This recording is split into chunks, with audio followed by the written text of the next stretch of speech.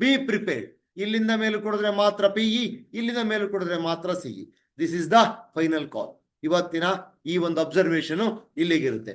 ನಾನು ರಿಪೀಟ್ ಮಾಡ್ತಾ ಇದ್ದೀನಿ, ನಾವೆಲ್ಲ ಕೊಡ್ತಕ್ಕಂಥದ್ದು ಅಬ್ಸರ್ವೇಷನ್ ಮಾತ್ರ, ನೀವು ಟ್ರೇಡ್ ಮಾಡಿ ಅಂತ. Very simple. ಓಕೆನಾ? ರೈಟ್.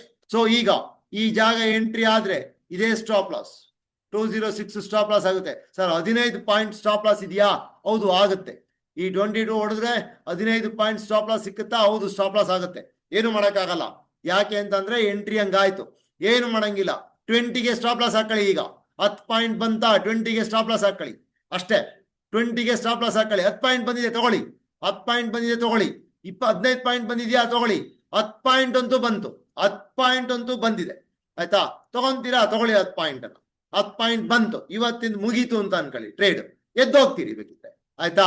10 ಪಾಯಿಂಟ್ ಬಂತು, ನಾನು 10 ಪಾಯಿಂಟ್ ಮಾಡ್ಕೊಂಡೆ, ಎದ್ದೋದೆ. ಸಿಂಪಲ್. ಆಯ್ತಾ? ಸ್ಟಾಪ್ ಲಾಸ್ ಬಂದು ಇದ್ರ ಮಿಡ್ 20 ಬಿಲೋ, ಇದ್ರ ಮಿಡ್ 20 ಬಿಲೋ ನೋಡಿ. ಸಿಕ್ಕಾಬಡೆ